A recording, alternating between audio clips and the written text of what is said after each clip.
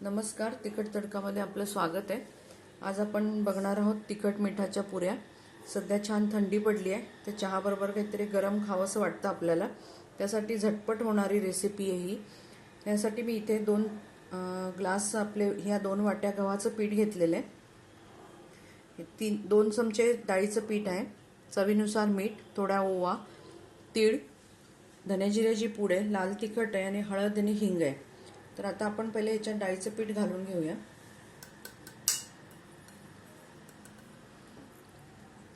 ओवा घालूया। हे जी तीळ घातलेत आपण। ओवा थोड्याशा हाताने चुरून घालायचे आपल्याला। याची जर पूड असेल तुमच्याकडे तर ती पूडही तुम्ही घालू शकता। याचा सुगंध खूप छान येतो। धने जिऱ्याची पूड, लाल तिखट, हे हळद, हिंग आणि चवीनुसार मीठ। आपण आता हे छान घट्ट गोळा मळून घेणार आहोत।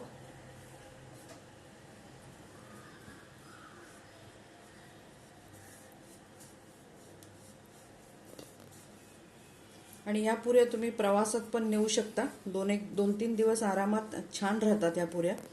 तर प्रवासात जायला नेताना पण ही चांगली डिश आहे। तर आपण हे पीठ थोडं थोडं पाणी घालून मळून घेऊया।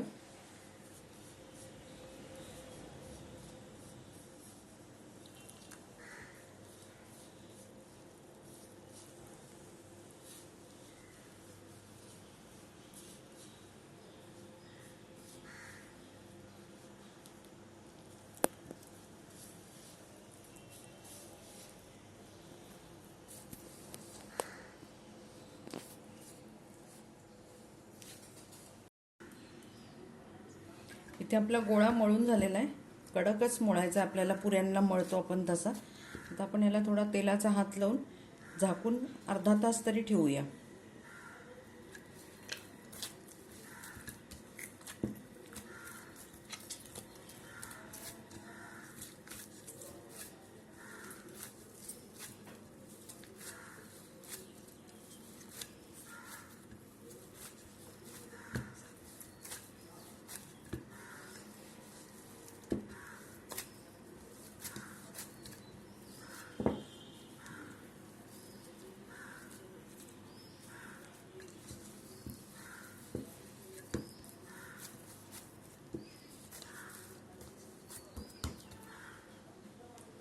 आपण याला झाकून ठेवूया।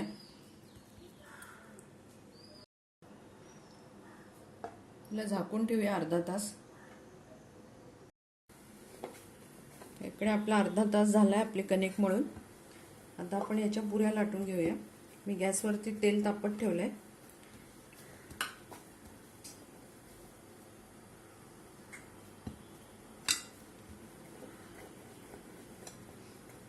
आपण एक मोठी पोळी घेऊन त्याच्या पुऱ्या करणार आहोत, नाही ते छोट्या छोट्या लाट्या करून पुऱ्या केल्या तरी चालण्यासारखं आहे।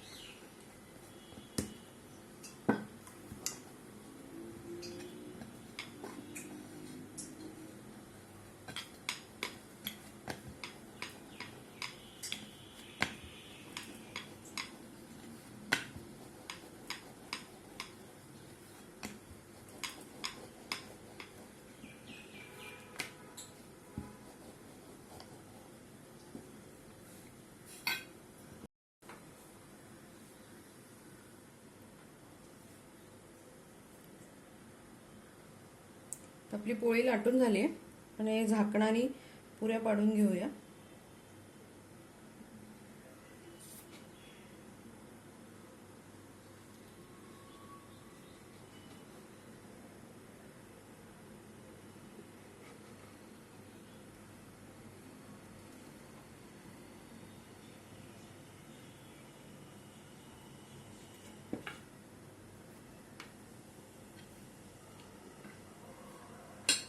आपण आता अशाच सगळ्या पुऱ्या लाटून घेऊ।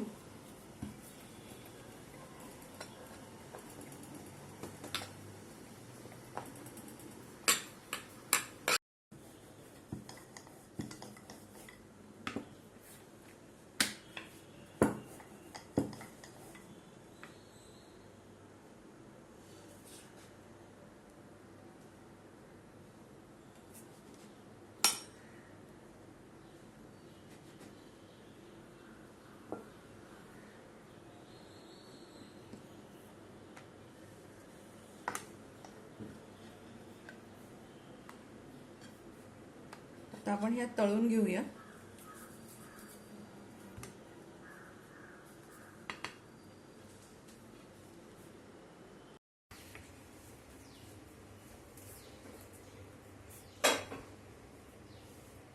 मी तेल चांगलं गरम करून घेतलं होतं. तर बघूया तापलंय का. तेल आपलं तापलं आहे. आपण घालूया त्याच्यामध्ये एक एक पुरी.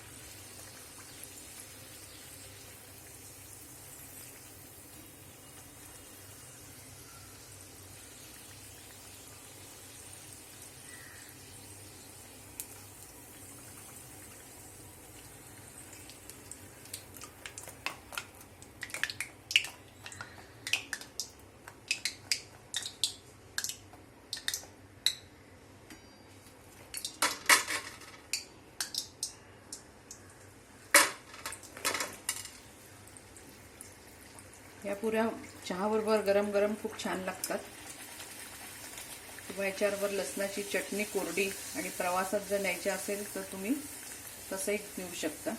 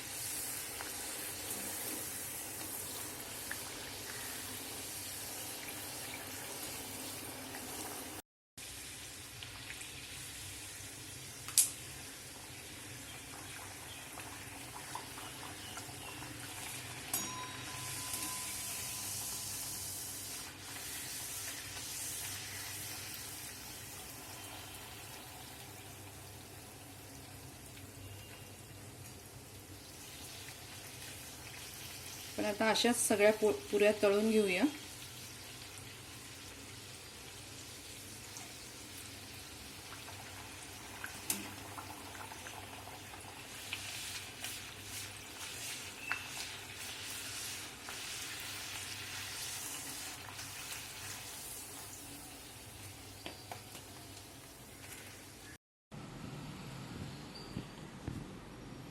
इथे आपल्या तिखट मिठाच्या पुऱ्या बनवून तयार झालेल्या आहेत.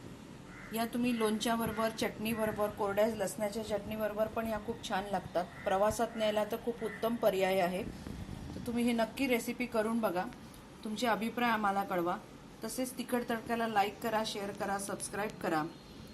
फेसबुक आणि इंस्टाग्रामलाही भेट द्या. परत आपण भेटू एका नव्या रेसिपी बरोबर. धन्यवाद.